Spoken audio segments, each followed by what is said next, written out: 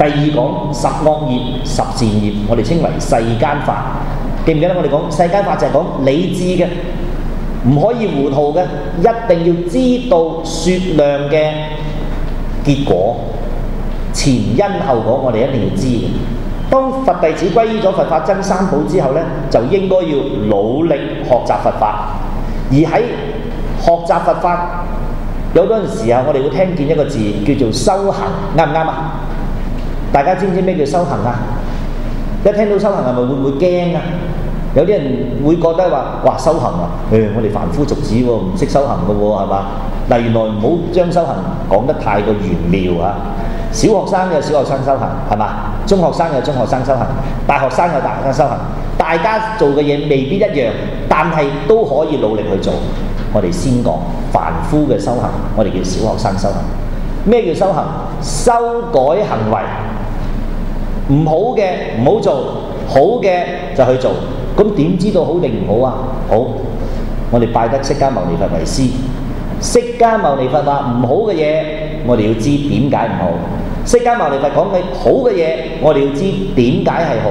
當你明白咗個道理，然後喺你日常生活腳踏實地要求自己與法相應。佛咁教我，我就咁做。嗱，今日要講嘅呢，好理智，就係教大家唔好淨係光係信。我哋要去做，做到嗰個先係佛弟子。凡夫咁中意福樂啊，佛陀就因應佢哋嘅根基。你中意福樂啫係嘛？壽命啫係嘛？人天之福就話得，我話俾你聽，只要你明白宇宙演變嘅道理，所謂説明宇宙永恆不變嘅道理，叫做因果定律。或者我哋講句有啲佛教名相叫做緣生萬法，緣起，緣起就係指因緣而起嘅現象，性空係指解脫覺悟嘅境界啊，有個叫緣起性空。好啦，原來所有萬事萬物咧都係眾緣和合而產生嘅，你只要知道佢點樣去組合福樂嘅景象，點解會演變成為一個痛苦嘅景象，你知個道理，你就自己去選擇啦。咁你中意苦你就去苦咯，你中意樂咪去樂咯。嗱，擺晒喺你眼前啦，你自己揀啦，就係咁簡單嘅啫。因為世間一切嘅事物出現演變咧，都一定有前因後果，不同嘅業力，我哋話不同嘅前因嘅積聚，就會形成不同嘅後果㗎。舉一個例啊，我哋大家做兄弟姊妹啊，係咪同一種性格咧？未必嘅。好多咧六七個兄弟姊妹，個個唔同性格嘅。中意讀書嗰啲成日都圍埋讀書人，中意賭錢嗰啲成日都圍埋啲賭徒，係嘛？中意唱歌咧成日都圍埋唱歌，中意研究科學嗰啲成日埋嗰啲科學家一齊嘅。好啦，我哋會感覺到物以類聚，人以群分。佢係會跟住唔同嘅習氣，即係習慣呢種嘅習慣嘅現象啊、喜好啦，就會聚埋唔同嘅人，而佢哋會互相產生一種攝嘅力，同埋一種抗衡嘅力。即係善嘅人咧就會抗拒惡，惡嘅人就會抗拒善，惡嘅人就會俾惡法去攝，善嘅人就會俾善法去攝。緊啦，佢撈唔埋嘅。兩兄弟唔同性格咧，就唔同圈子㗎，一定係咁嘅時候。好啦，譬如行善積福嘅人就會聚埋一齊，成日聚埋一齊嘅。我哋成日拜佛嘅人，你群埋啲咩人多？因為拜佛嘅人多啦嘛，係咪先啦？我成日去做義工嘅，你群埋咩人多？咁梗係義工多啦，係咪啊？梗係需要幫忙嘅人多啦。所以呢個就係我哋嘅心嘅驅使，令到我哋將來嘅去向咧有唔同嘅現象。佢話原來呢個世間卵胎濕化，有卵生，有胎生，有濕生，有化生。好多眾生咧，呢個叫做五濁惡世劫濁、見濁、煩惱濁、命濁啊，好多濁惡嘅世間，惡人聚居當中咧，我哋喺當人與人境界與境界咧，有時人睇唔到嘅，唔知嘅。譬如舉個例，我哋胎生嘅眾生睇唔睇到化生嘅眾生咧？佢睇唔到喎。舉個例，有啲昆蟲佢睇唔到人嘅喎，但佢會感覺人嘅存在，人係睇到佢喎，人去改變嗰個昆蟲好容易嘅啫喎。咁有啲天人佢睇到人啊，我哋肉眼嚟噶嘛，冇天眼，我哋睇唔到化身眾生噶嘛。咁但係化身嘅眾生有福，你就睇到人喎。但係好奇怪喎，如果原來呢啲人溝通咧係靠個心嘅，佢重視嘅話咧，佢就會相通噶啦。所以唔理鬼好神好人好啦，佢唔係靠言語嘅喎。譬如我見到個非洲人，我唔識講非洲話，佢知道原來我哋可以溝通嘅喎，唔一定靠言語喎。原來我哋靠咩？人與人溝通係講個心嘅。我對你好咧，你係感覺到嘅；但我一對你唔好咧，你都可能感覺到嘅喎。原來人與人之間咧係靠個心，所以我哋點解拜佛嘅時候要誠？誠嘅意思咩？專注、認真，唔好散亂啊！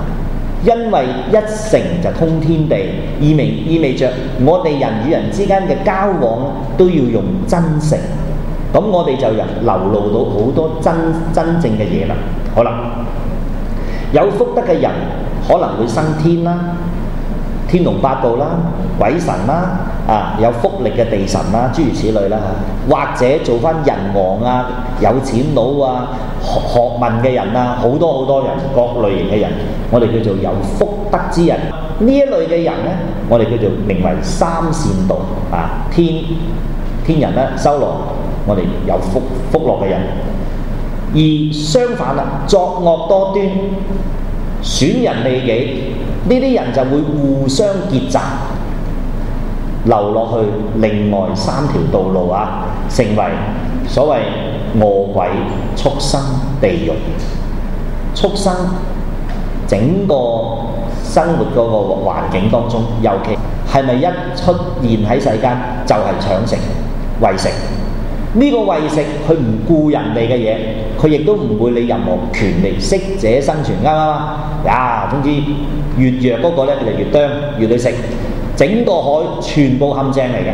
所以佛經講話，呢個人啊，如果做人啊，成日深沉，去算人、佈陷阱，將來當墮為魚啊！喺個海嗰度咧，一出就已經係飽受呢種你虞我詐啊！喐下，原來個口咁都食咗你嗰條脷嚟嘅，呢個係食得啦。然後後邊黃雀在後啊，諸如此類啊，所有嘅飛禽走獸都係以殺戮傷害其他眾生為自己嘅生存嘅來源嚟嘅，嘅力量嚟嘅。所以我哋會知習氣會令到我哋變成一啲咁嘅人。有啲人現生係人，但係佢好中意打獵，真係茹毛飲血都唔怕啦，因為佢已經變咗老虎，變咗獅子，所以佢有用個箭，用個槍，但係佢整個心態咧，同野獸都冇關係，冇乜分別。將來會做咩？墮畜道。我哋好多時候在生成日虧欠人，哇，好着數啊！我咁多老友，每人借1蚊都唔得了，係嘛？何況每人借100蚊啦，計數好掂喎嚇！未借，好啦，嗰個人都死啊，算啦，話知原來唔係，將來披無大國還。你唔好以為你完咗呢生你乜事都冇，唔好有個咁傻嘅諗法。一杯水我飲咗落去肚度，係咪等於冇咗？唔係啊，佢變咗我哋身體嘅體液啊，可能係尿啊，可能係眼淚啊，可能係汗水啊，又會變咗第二個境界。咁排咗出嚟係咪等於冇啊？唔係啊，原來呢個物質不滅嘅，我哋嘅業力亦都唔會冇嘅。佛話嚟呢個世間嘅人呢，舉一個好現實嘅例子，大家可能會體驗得到。